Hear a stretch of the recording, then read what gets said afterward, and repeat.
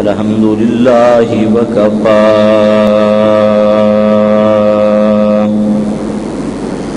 والصلاة والسلام على سید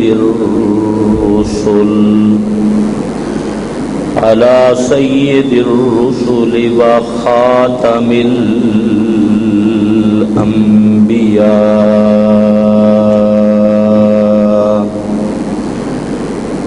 اما بعد فاعوذ باللہ من الشیطان الرجیم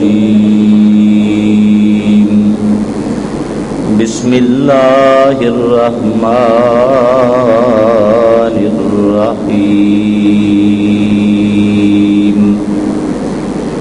قل هذه سبیلی ادعو إلى الله سبحان ربك رب العزة عما يصفون وسلام على المرسلين والحمد لله رب العالمين.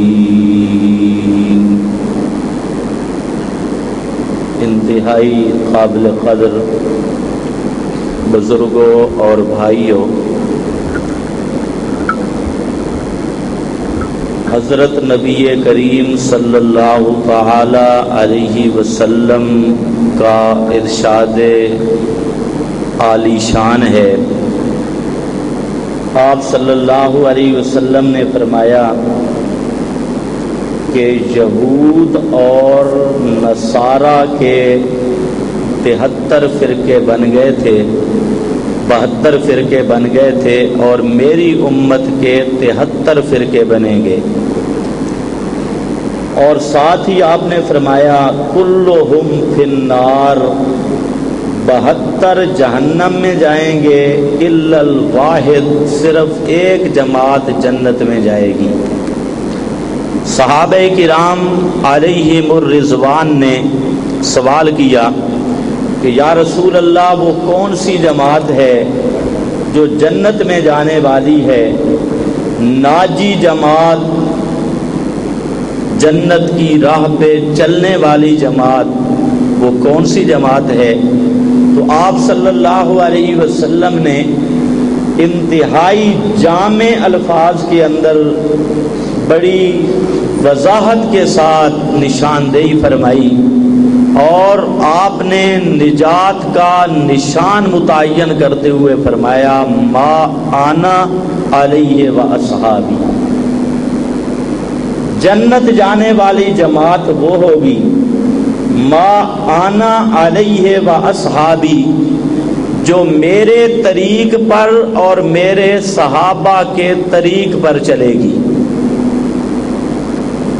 تو میرے دوستو، اس حدیث پاک میں ایک تو یہ وضاحت سامنے آ گئی کہ آج کل کا جو صلح کنی ماحول ہے، سب کہتے ہیں جی سب کو چھوڑو، سب ٹھیک ہے.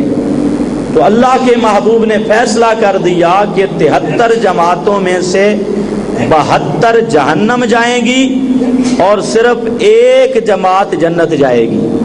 تو معلوم ہوتا ہے یہ صلح والا پروگرام جو چلا ہوا ہے کہ کسی کو کوئی کچھ نہیں کہنا چاہیے، سب نمازیں پڑھتے ہیں، کلمہ پڑھتے ہیں اور روزے رکھتے ہیں، اور سب لوگ جو ہیں صلح کنی ماحول ہو، سارے بھائی بھائی ہیں، کوئی مسئلہ نہیں، لہذا سب حق پہ ہیں.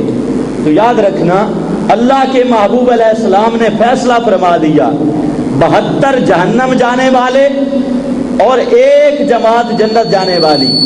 یہ تو پہلا فیصلہ. اور دوسرا، اسی حدیث میں آپ نے نجات کے نشانات واضح کیے کہ نجات پانے والی جماعت کی علامت اور نشان کیا ہوگا. تو اللہ کے محبوب فرماتے ہیں ما آنا علیہ و اصحابی، جس راستے پہ میں ہوں اور میرے صحابہ ہیں، اس راہ پہ چلے گا جنت جائے گا. اور اگر ان نشانوں سے ہٹ گیا، چاہے کائنات کے اندر جو رستہ بھی اختیار کرتا رہے، اللہ کے محبوب فرماتے ہیں کلہم فی النار، وہ جہنم کے راستوں کا فرد ہے، وہ جنت کبھی نہیں جا سکتا۔ جنت جانے کے لیے ما آنا پیارے پیغمبر کا طریقہ، وعلیہ وصحابی اور پیارے پیغمبر کے صحابہ کرام کا طریقہ، یہ دو علامتیں اور دیواریں اللہ کے محبوب نے قائم کی ہیں۔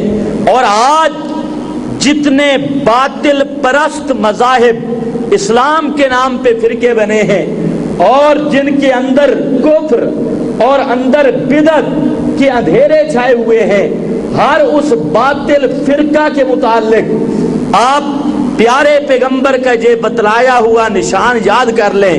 اور میں پورے دعویٰ سے یہ بات کر رہا ہوں کہ جتنے باطل فرقہ ہیں وہ یا ما آنا کے نشان پہ نہیں ہیں یا ما آنا علیہ و اصحابی، نبی پاک علیہ السلام کے صحابہ کے نشان سے ہٹ چکے۔ اور پھر صحابہ کے نشان سے ہٹنا، کچھ وہ فرقے ہیں جنہوں نے اصحاب رسول کا نام ہی چھوڑ دیا، نام سے ہی جلتے ہیں، اور جو باقی ہیں باطل فرقوں کی بات کر رہا ہوں، وہ صحابہ کے کام سے جلتے ہیں، کچھ نام سے جلنے والے، کچھ کام سے جلنے والے۔ تو ہر باطل کی علامت اللہ کے محبوب نے بتلا دی ہے۔ قیامت تک جتنی باطل جماعتیں فرقہ بندی ہوگی، ان میں پیارے پیغمبر کے صحابہ کا بغض اور پیارے پیغمبر کے صحابہ کے راستے کو چھوڑنا، یہ نشان ہوگا ان کی ضلالت اور ان کی گمراہی کا۔ اور الحمدللہ اس وقت جمعیت اشاعت التوحید و سنہ علماء دیوبند یہ وہ جماعت ہے کہ جو صحیح معنوں میں پیارے پیغمبر کے نہج اور اصحاب رسول کے نہج پہ چلنے والی ہے۔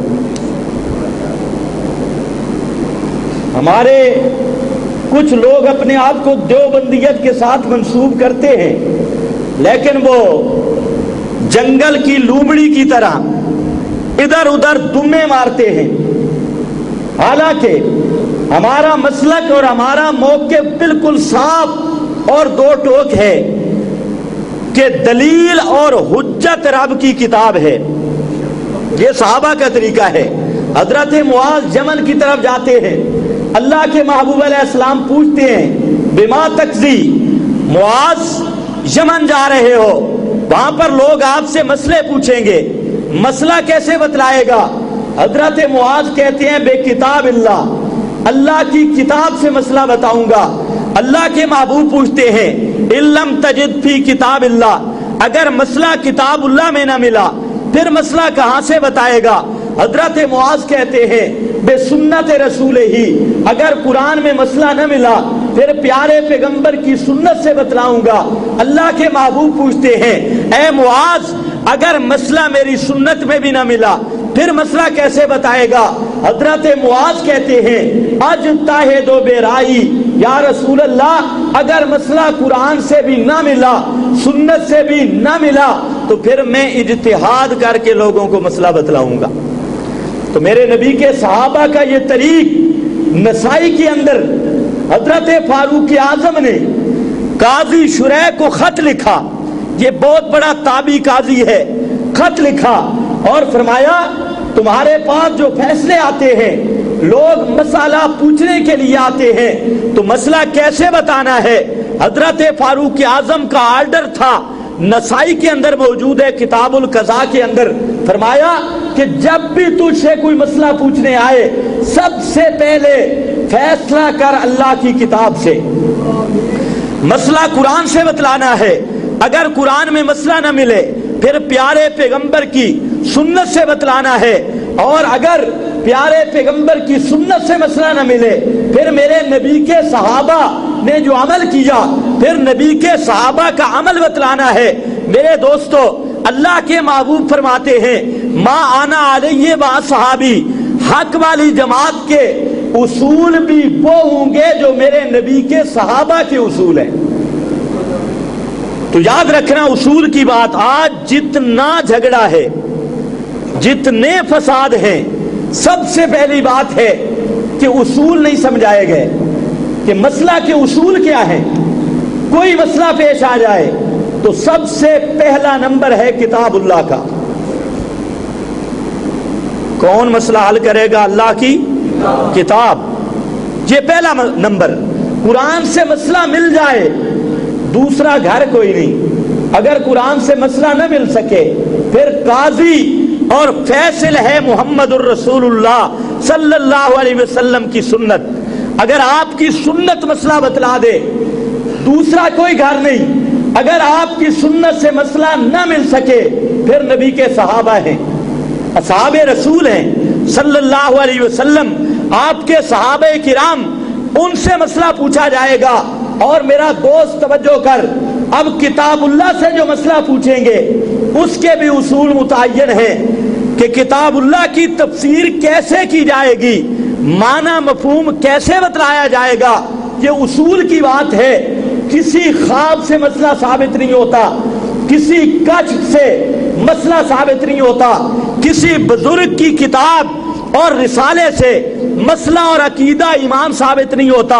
ایمان کے یہ مآخذ اور یہ دلائل ہیں، کتاب اللہ ہے، پیارے پیغمبر کی سنت ہے، اور نبی کے صحابہ جہاں اکٹھے ہو جائیں اس کا نام اجماع ہے، اور جہاں صحابہ کرام کے اندر اختلاف آ جائے اس کا نام اجتہاد ہے.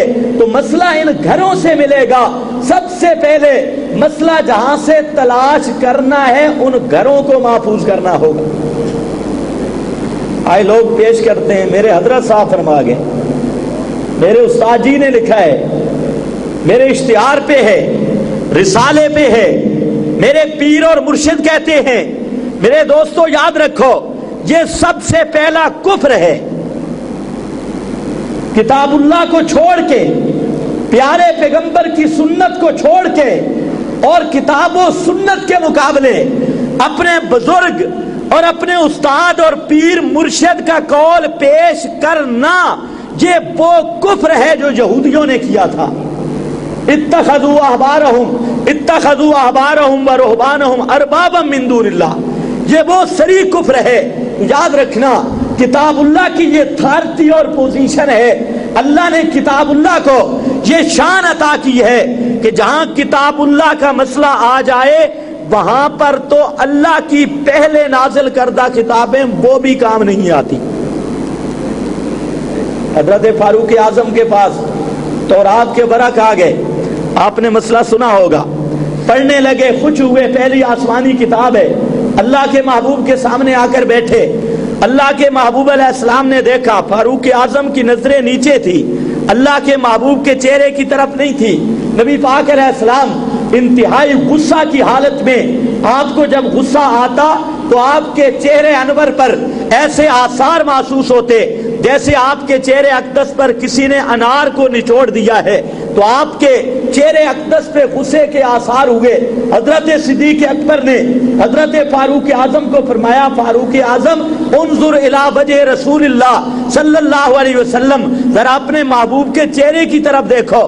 حضرت فاروق اعظم نے دیکھا، گھٹنوں کے بل گر گئے اور عرض کرنے لگے، رضیت باللہ ربا وبالاسلام دینا وبمحمد النبیہ. یہ لفظ کہے. اگلا ذرا لفظ سنو. اللہ کے محبوب نے فرمایا، اے فاروق اعظم، یہ کیا چیز پڑھ رہا تھا؟